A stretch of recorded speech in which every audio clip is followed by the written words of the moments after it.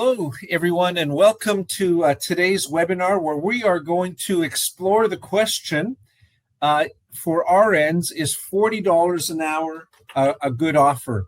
It might seem like a bit of an unusual title for a webinar, but I think as we have the opportunity of going through our presentation today, I hope that you will find the information to not only be interesting, but to be helpful to you. Before we begin today, just a couple of overall thoughts that I would like to share. Firstly, the presentation today has been specifically developed for registered nurses, but if you are not a registered nurse, not a problem. Much of the information and many of the concepts that we're going to be presenting today are going to be of interest to you, as the principles and the concepts will apply really across all occupational groups. For those of you that I've not had the privilege of meeting, either in person or online through one of these webinar sessions or some other virtual event, my name is Ron Hoppe. I have the great privilege of serving as CEO of Worldwide HealthStaff Solutions. And wherever you might be joining us from today, I'd like to thank you for your interest. I'd like to thank you for your commitment of time in joining us today. Let me also just, by way of introduction, say that if you are attending our webinar today, you will also receive a recording of this session within the next 24 hours, probably right around 24 hours from now. Please feel free to replay that recording if there's any part of this presentation you would like to review. And please also feel free to forward on the recording of today's presentation to any of your friends and colleagues that you believe may be interested in this topic as well. So please indeed feel free to do that. If you know someone that's registered for the event today, but they may not be able to join us live at this hour during this presentation, they will also be receiving a recording of today's session for them to be able to review it at their convenience. I can see that many of you that have joined have already let us know via the chat feature where you are joining us from. That's awesome. If you haven't, please take a moment and just let us know where you are joining us from today. We always like to know, and we are always evaluating the different countries from which people are joining us so that we can have better information as to how we can reach the largest number of people in as many countries as possible. So thank you for taking a moment and just letting us know where you're joining us from today. I can see a wide variety of countries across the Middle East, the UK, Australia, a number of different countries in Africa. Welcome to you all. Whatever the time of day is where you are, Japan, welcome to Japan. So let us then jump into the topic of this presentation today. Is $40 an hour a good offer? And there's really nothing magical about the number of $40. It's just a number that we chose as part of the title for today's presentation. $40 is in some markets being offered. In some markets it's less. In other markets it's more. But really what we want to do today from an economic perspective, primarily from an economic perspective, is to understand how to evaluate the economic benefits that might be associated with a particular offer, and how to make the best economic decision for yourself when you're evaluating an offer. Now, with that being said, I will, very readily acknowledge that when you are considering a major decision like migrating and moving to another country, obviously the economics of that are an important part of your decision, but we also understand that there's other considerations in terms of perhaps friends or family connections, other personal or professional priorities that you may have. But today we're going to focus in large part, not entirely, but in large part on the economic aspects of how to evaluate a good offer. Also today, just before we jump right in, we are going to do something that we've never done before in terms of we're going to be doing some interactive. We're going to be taking your input and using your particular data that you might share with us to actually present to you some illustrations of what constitutes a good economic offer in different communities, or at least to give you an indication of what level of income is required to have what would be comfortable, what we would call here in America, middle class standard of living. So with that, let's jump right in. And just a couple of quick definitions, terms that you'll hear me using throughout this presentation. So some of these will seem pretty straightforward, but I just want to make sure that we have a common understanding as we go through our presentation this morning. So when we talk about rate per hour, okay, this is your pay rate per hour. Registered nursing positions in the U.S. are paid on an hourly basis. And here we are simply referring to the minimum rate that you will be paid for each hour worked. Some of you might be familiar with the term prevailing wage rate. The prevailing wage rate is generally different than the rate per hour in that the prevailing wage rate is what the U.S. Department of Labor considers to be the minimum wage to be paid in a particular jurisdiction, in this case for someone that is working in the profession of registered nursing. Generally speaking, and I'll address this in more detail, but generally speaking, you are looking for a rate per hour that is higher than the prevailing wage rate, particularly if you have experience. But rate per hour, the minimum rate you will be paid for each hour worked. Shift differential.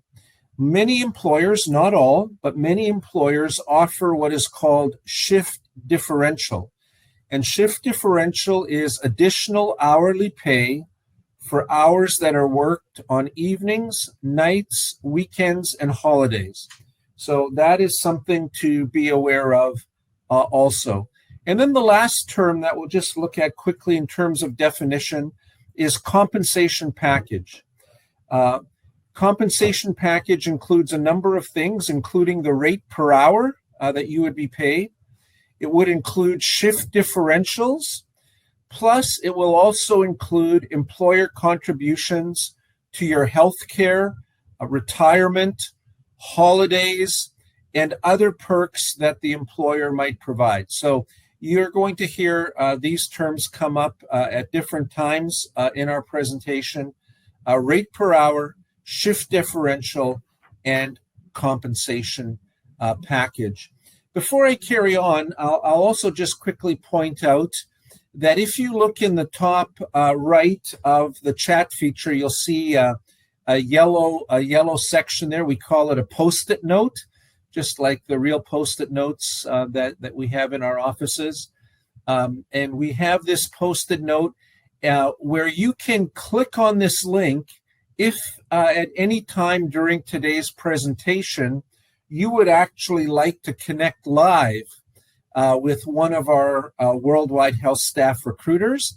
That link will be there for the duration of our webinar today, and you can reach out and connect with someone live.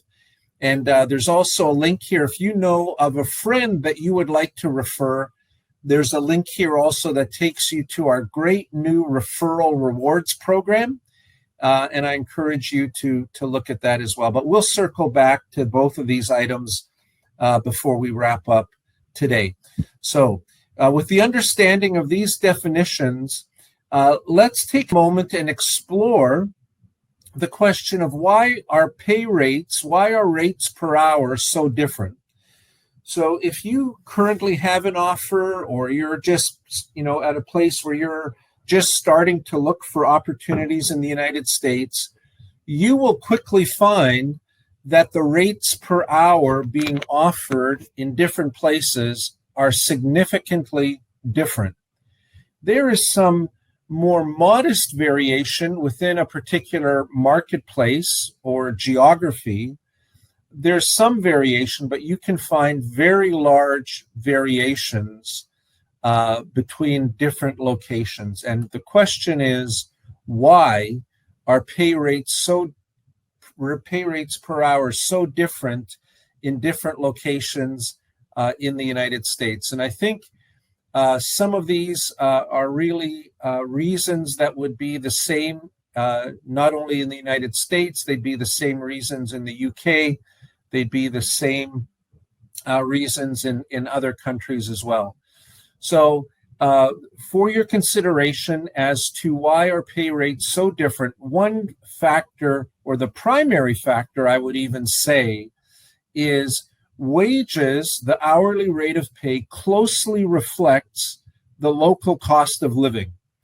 And we're going to talk about that and do some live examples for you to see here in just a few moments.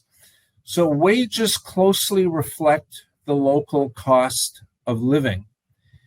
I'm sure it's no surprise to learn that the cost of living in large major cities in comparison to smaller cities or even smaller towns tends to be higher, and sometimes significantly higher for a variety of reasons. And again, we'll look at those in just a moment.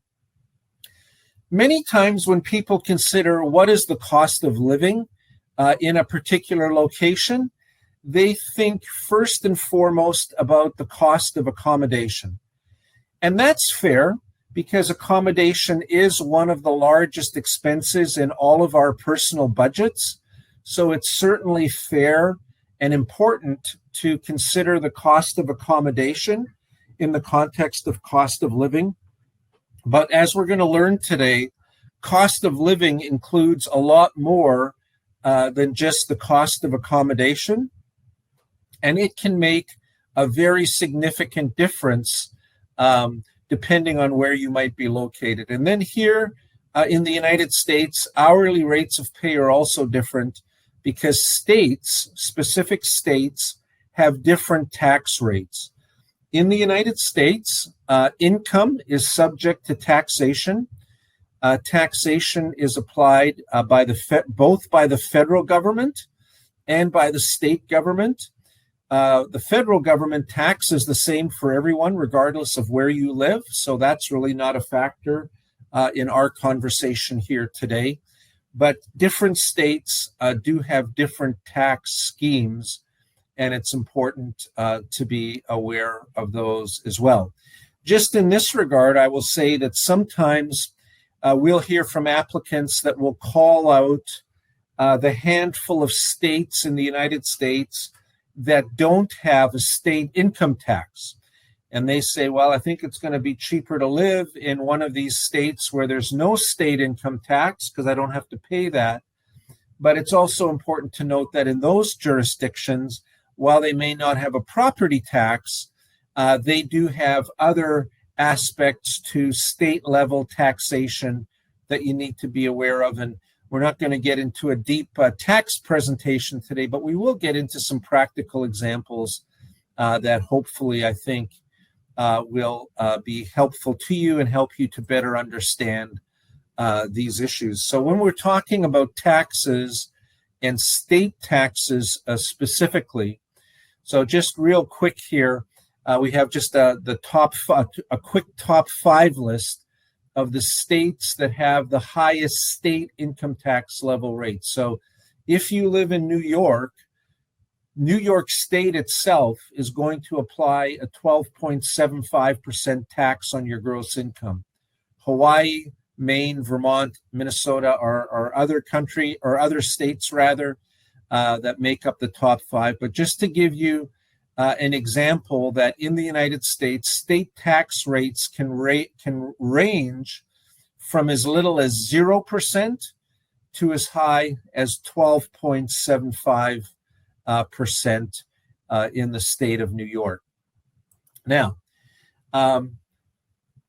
when we talk about evaluating the economic aspects of your job offer, back to the question, is $40 an hour a good offer, right? And I think to simply conclude that $40 an hour is better than $35 an hour and that $42 is better than $40, I think is very much an overly simplistic way of looking at this. I would encourage everyone on this call, on this presentation, to really first stop and think about what are your goals? What are your personal goals in migrating to the United States? And as you consider your goals, I think there's a very important concept that I would like to introduce to you, and we'll touch on it a little bit here as we go along. But you have to, as you evaluate your goals, whether they're, whatever they are, personal and professional, consider your hourly rate of pay and consider your ability to put yourself in a circumstance where you will have the opportunity to begin to accumulate wealth. So the highest hourly rate of pay and your ability to accumulate wealth, those two things aren't necessarily directly related. So we're going to talk about hourly pay versus wealth accumulation. And what wealth accumulation is driven by is really an assessment of what can you afford with what you earn, okay? We've already talked about the cost of living being significantly different in different places of the United States. So part of the equation, the economic equation, is how much am I going to earn? But the other half of that equation, which is equally important, is what can I afford? What can I afford from a standard of living, cost of living, ability to save and invest? That's wealth accumulation. What can you afford with what you can earn? And cost of living is a very major factor in wealth accumulation. Wealth accumulation, again, is the ability to save or the ability to invest, right? And what you earn relative to the cost of living where you are located is going to be a very major factor in your ability to create wealth. So when we talk about evaluating your goals, maybe your goal is to earn more per hour than any of your friends. And that would be your number one goal. I can't imagine that being the case, but just hypothetically, let's say it was. Then you would pursue job opportunities where you could get the highest rate of pay, regardless of what the local cost of living was. Alternatively, if one of your goals was to move to the United States and work and live here and to establish what you might refer to as a better future, a more secure future for you and your family, then you would want to first place your highest priority on what is going to be my ability to save or to invest or to share money with my family members in the realm of wealth accumulation. So let's take this from the theoretical to the practical. And on the next slide here, we're going to try and get into some real-world examples. Some real-world examples that you the participants are going to share with us. So please listen very carefully, and I'm going to just kind of quickly walk us through how this is going to work. And my colleagues, Tracy and CJ, are also standing by, and they're going to assist me with this. And what I would ask is, for you, for each of you, to do the following. Now, we're not going to be able to respond to everyone's submission here, but we're going to try to respond to a wide variety of them so that we can, provide the best possible illustration of what we're talking about here.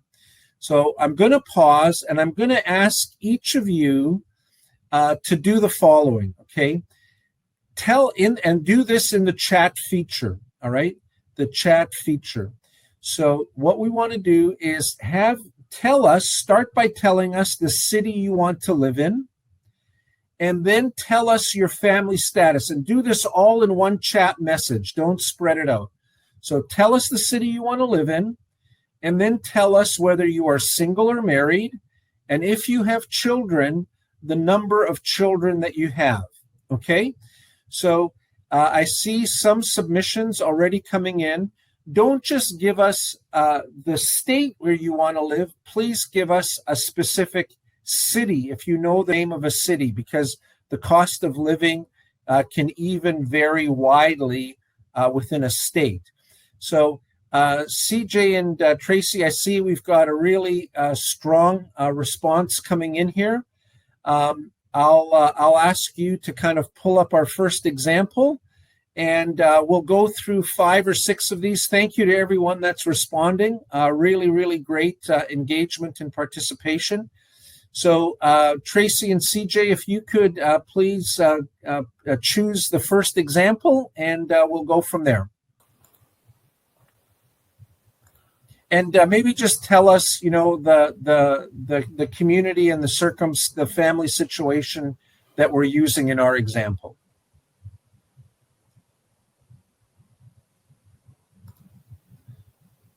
It'll just take us a moment here to input some of this information. So what you see on your screen here now is a live screenshot. This is live and online from a group called the Economic Policy Institute. And the Economically Policy Institute has developed a family budget calculator. And this family budget calculator measures the income that a family needs in order to attain and maintain a modest yet adequate standard of living in a specific community. Okay, so that's what we're going to give you here today. So Tracy and CJ, whenever you're ready, let's get to our first example. Okay. All right, Tracy, can you check for any state and how many adults and children for our absolutely. candidates? We're going to pull the first example. We're going to go with Lubbock, Texas. Lubbock, like L-U. L-U-B-B-O-C-K. B-B. Oh, okay. This one. All right. Yeah. How Single and 2 children. Okay, cool. Single and 2 children. Okay, so let's scroll down. So what we can see here is that in Lubbock, Texas, all right, for a family that consists of 1 adult and 2 children, according to the Economic Policy Institute, to have a comfortable standard of living, you would need to have a total annual income of $61,188. So if we divide that by full-time employment, and we'll call full-time employment 2,000 hours a year. So if we divide that by 2,000 hours, we come up with just over $30 an hour, right? $30.50 or $30.60 in Lubbock, Texas, would provide you with an income that would be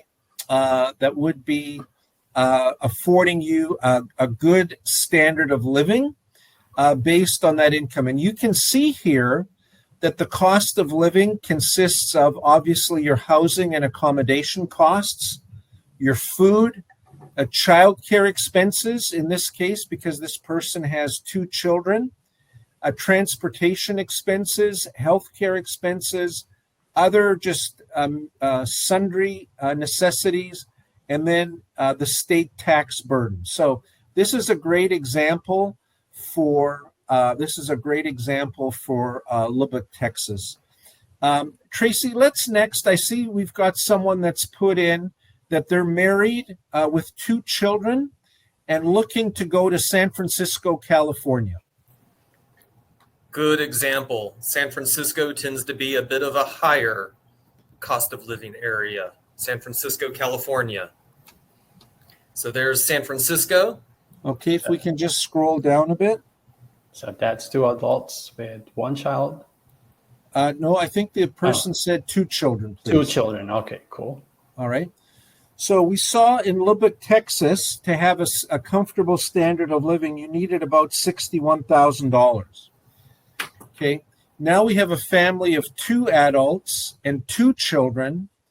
To enjoy that same standard of living in San Francisco, California, you would have to be earning $159,000, right? $159,000 to have the same standard of living as your colleague in Lubbock, Texas, who's earning $31 an hour. This is probably one of the most extreme examples that we can come up with, but it is a real one, right? It is a real example. So $160,000 a year in round numbers, that comes to $80 an hour. You would have to be earning $80 an hour in San Francisco to be as well off as your colleague who's married with 2 children in Lubbock, Texas. Tracy, let's try another one. I saw somebody submitted that they're single, and they're single with no children, and that they are looking to relocate to Las Vegas, Nevada.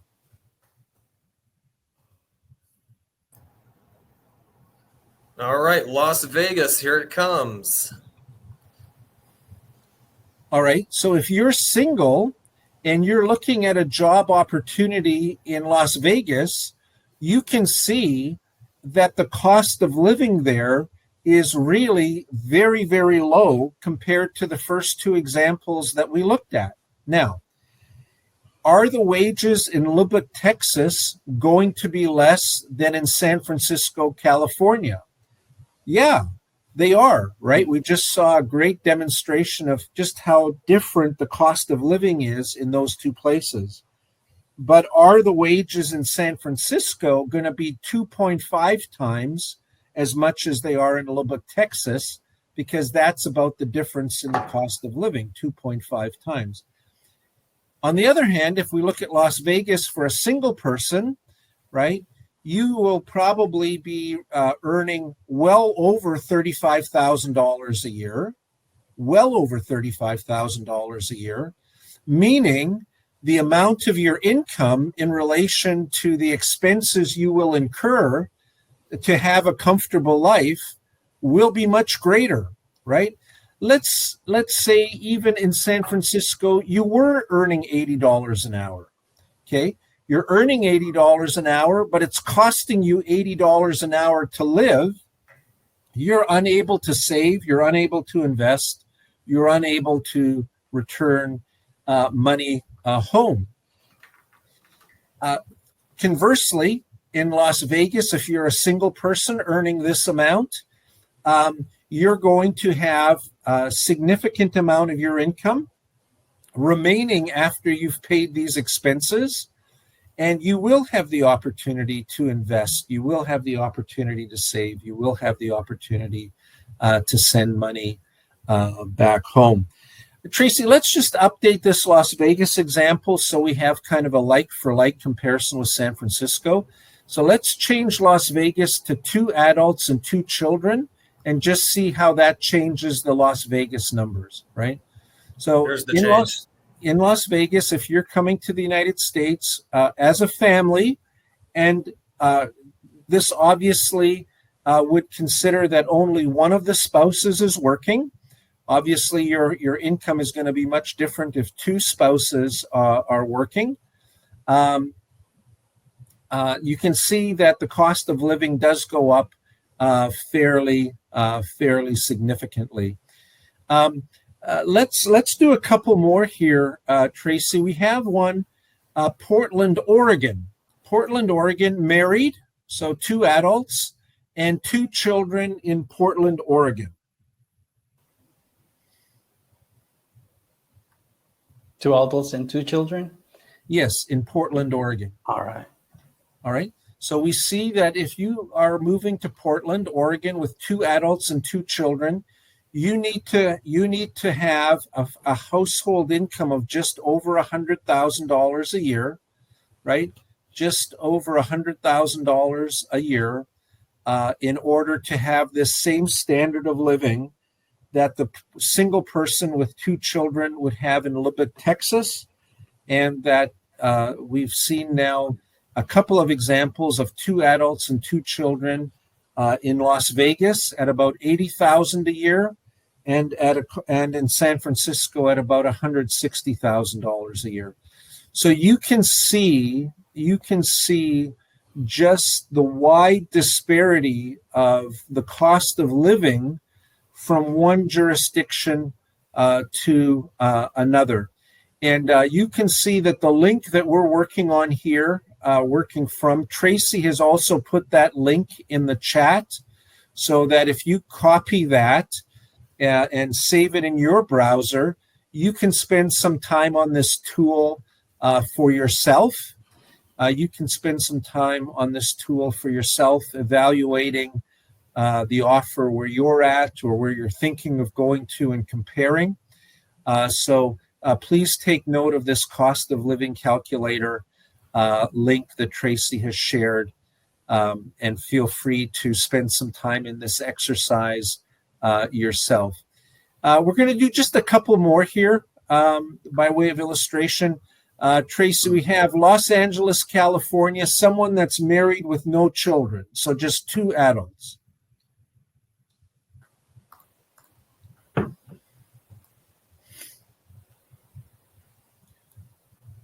All right, so we see even between San Francisco and Los Angeles, a very, very wide difference, right, in the income that's required to have a very this sort of comfortable standard of living that we shared the definition of that was developed here by the Economic Policy Institute.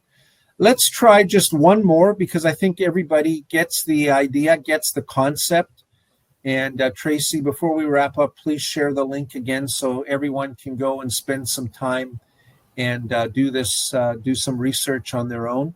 You got it. Let's come right home here to our hometown of Charlotte, North Carolina. And in Charlotte, North Carolina, let's do this same example: 2 adults, no children. Okay. So in Charlotte, North Carolina, we can see that you would need to have an income of about $85,000 or about $42 an hour if you're here with 2 adults. Tracy, and 2 children. This example is also with 2 children. Oh, okay. Let's take out 2 children. Let's just do 2 adults, no children. Okay. Big change. Yeah, we can see that the number comes down very significantly. Tracy, that number we just had up a minute ago for Los Angeles, that didn't seem right to me. Can we just go back there and just try Los Angeles again with 2 adults and no children? How about let's try Los Angeles County? Yeah, I would say. 2 adults, no children? Yeah. Yeah, that's more like it. So again, the point I'm trying to make here is that $40 an hour might be a great offer in some places. It may not be a great offer in other places. And this tool will give you a good relative indication of the cost of living in the communities that you might be looking to be located in. So encourage you to take some time, spend some time on the link, the epi.org/resources/budget. There's also some very good cost of living comparison calculators that you can find on websites like bankrate.com. Maybe let's just put that in the chat, www.bankrate.com, and encourage each of you to do some work here on your own. I hope these examples that we've been able to share have been helpful to you. Someone, just while we're on this slide, it just caught my attention. Someone's asking to explain more about childcare and taxes. So depending on your family situation and the age of your children, in the United States, it's very, very common that families would rely upon childcare to help in caring for their children while they are at work. And that's where the child care expenses would come in. And when we talk about taxes, at the beginning of the webinar, I mentioned in the United States, the federal government imposes an income tax on everyone. And most states also impose their own state income tax rate.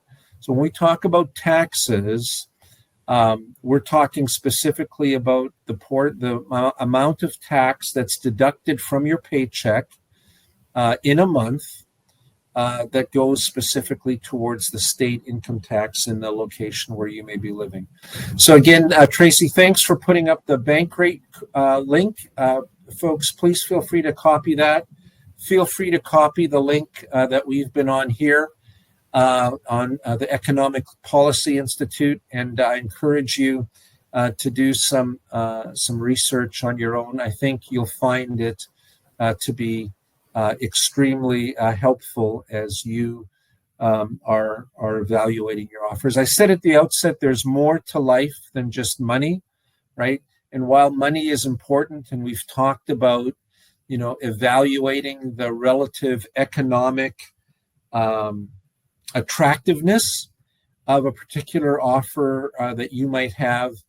As I said, there's also family and friends considerations. This is obviously one of the most important factors. Many times, if you're moving to the United States, you want to be in the general vicinity of family or friends. So, be sure that you're considering that as well. Maybe you're prepared to be in a little higher cost of living area if it means being closer to family. You also have to, I think, evaluate not only your goals, but your short-term and your long-term goals. So setting goals and working towards achieving them will help you to develop skills, gain knowledge, and create a sense of accomplishment, right?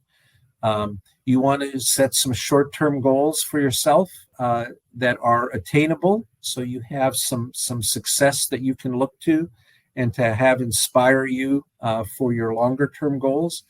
So please do that as well. And then again, lifestyle preferences, things like hobbies, interests, and activities that bring you joy and fulfillment, right? If you are a person who loves to live outdoors, right, then you probably don't want to be in an area that has severe winters, regardless of what the rate of pay there might be, right?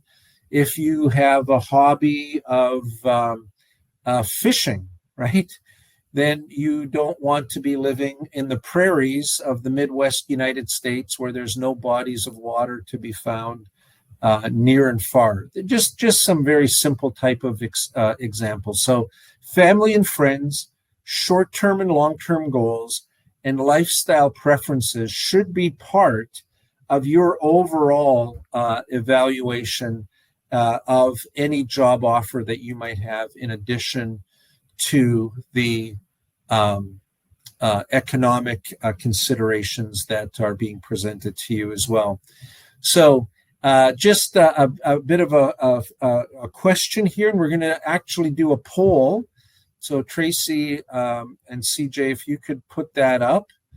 And we're just going to ask you the question, based on our conversation that we've had here this morning, would you now say, how would you answer this question? Is $40 an hour a good offer?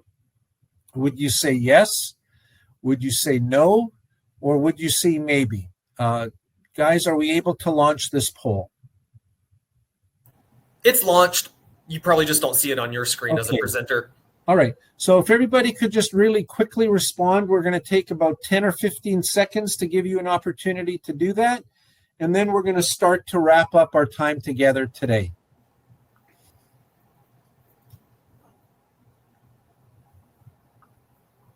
We still see some voting coming in. I've right. clicked on the polls tab, Ron, if you want to follow along.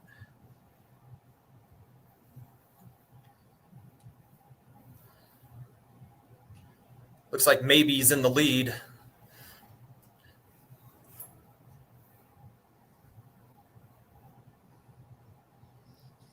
All right. Well, thank you to everyone that's responded. Really interesting responses. 33% of you said yes. 19% said no. And 46% said maybe.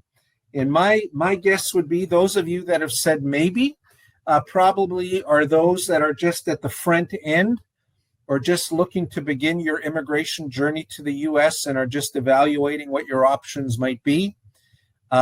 Those of you that have said no might already be looking in jurisdictions that have higher cost of living. And maybe some of those of you that have said yes or find yourself working in a location where your income relative to the cost of living is very, very attractive. So the answer to the question is $40 an hour a good offer. Yes, no, and maybe are all correct answers, depending obviously on your particular circumstances. So one of the things that we're very focused on here as we continue to move through 2023, just as you're looking for the best opportunity for yourself, here at HealthStaff, as we prepare to celebrate our 25th anniversary, we're very excited and very humbled at the number of employers that have entrusted us to support them in their international recruiting efforts.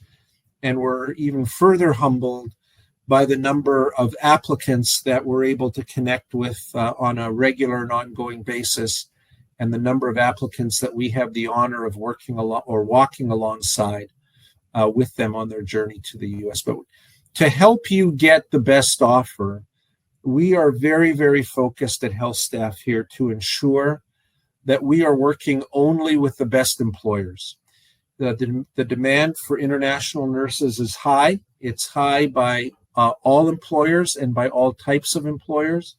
So we are becoming increasingly selective in who the employers are that we're willing to recruit for, because we want to be able to present you, our applicant, with the opportunity with the very best employer. And feedback we've received from applicants is that they place a very high value on the location, right? And whether that's location because of weather, location because of family, or location because of ease to travel back to or travel to various places.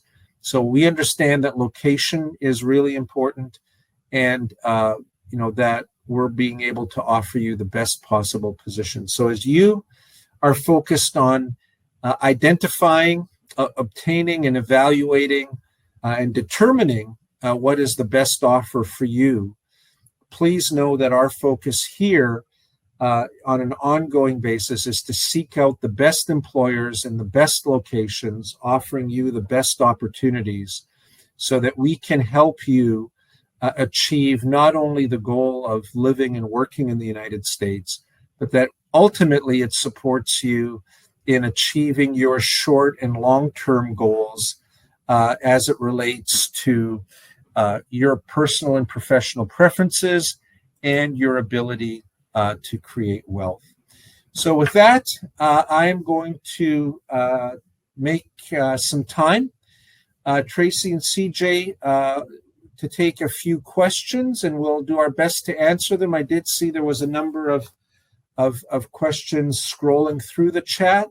So let's take a few of those, and then we'll wrap up our time together for today. All right, Ron. Yep. Yeah, I see a lot of questions from the chat. So, and some of them are case-specific questions. And just to advise all of our candidates that if your question is like case-specific, you can always reach out to your case manager, and they will provide you the best answers for your questions. So let's go with the first question. This is about the salary. So, question from Mary Allen. She said, I want to know if my basic pay per hour will increase if I start there in the United States, or will my hourly pay increase when I started working in my facility? Yeah, great question. Great question. So there's a couple things there. I believe it was Mary asked that question. So at the time that you are interviewed and presented with an offer from a U.S. employer, that offer is going to contain an hourly rate of pay. Again, that's going to be the base hourly rate of pay.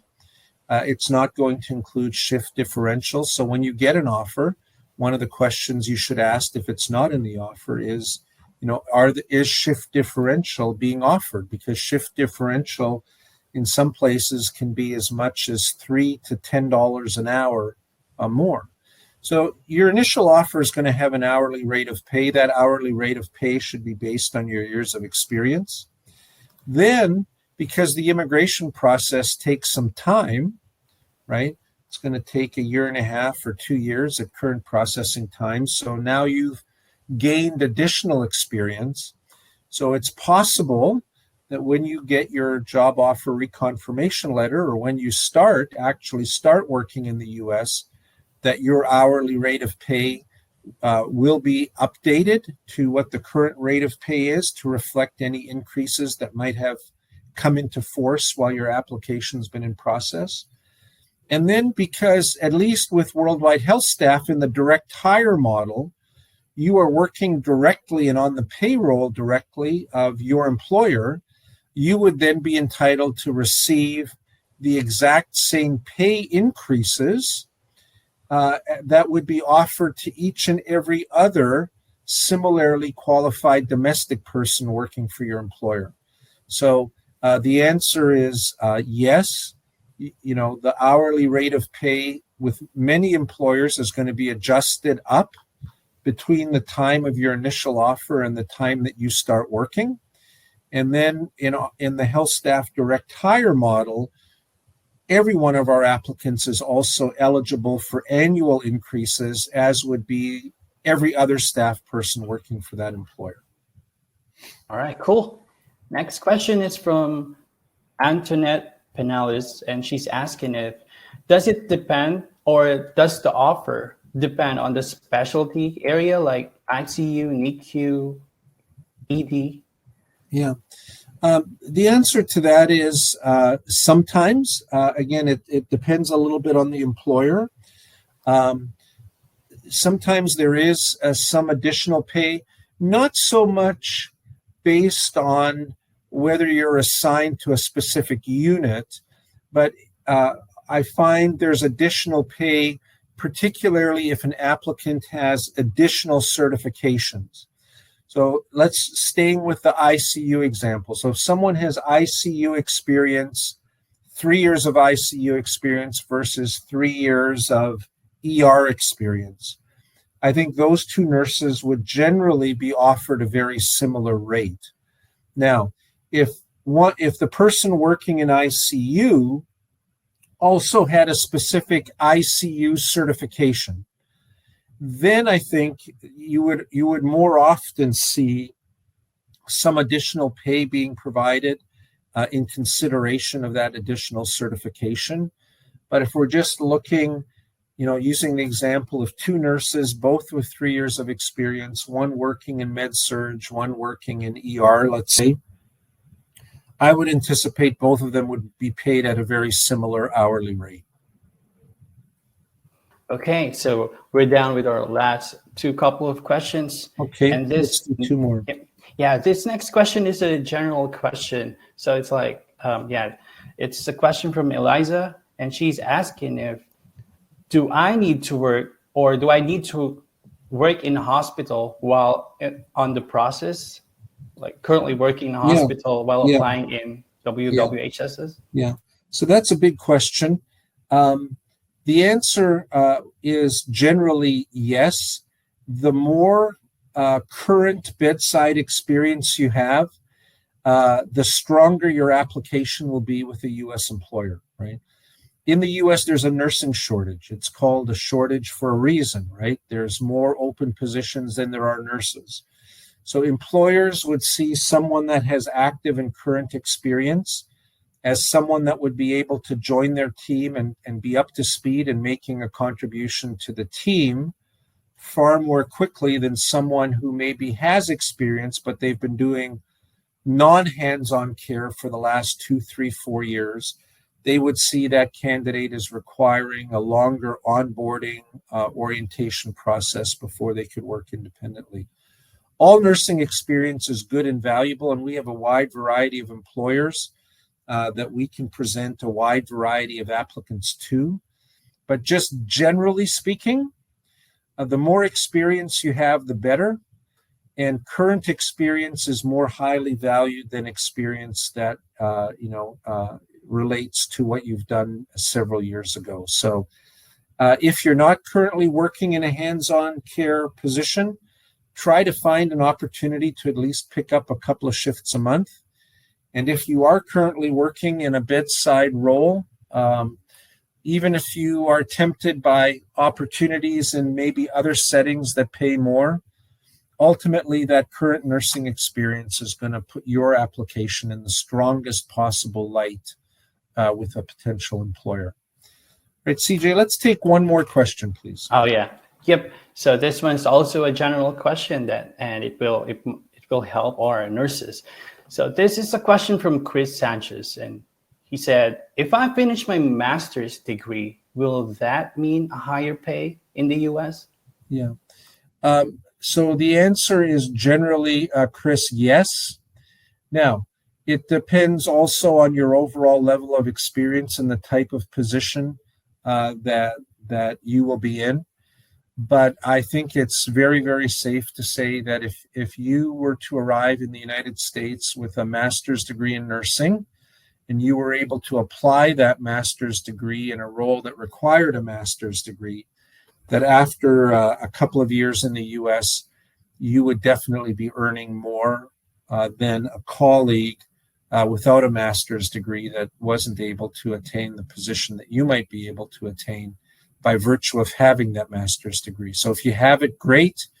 If you're able to work in a role where those specific skills are you're able to apply them, so much the better.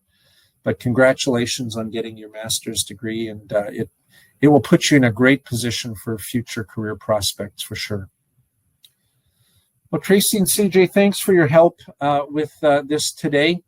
I'd like to thank everyone that took the time again to join us.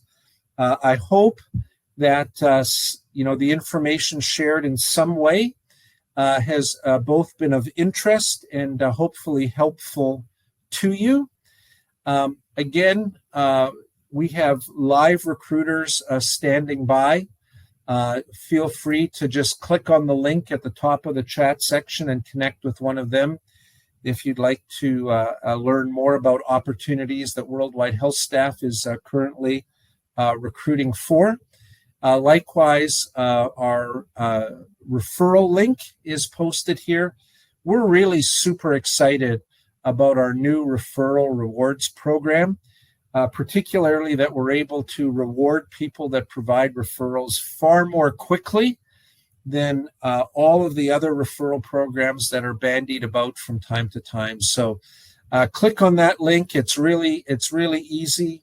It's actually fun to participate in this way. We obviously appreciate referrals.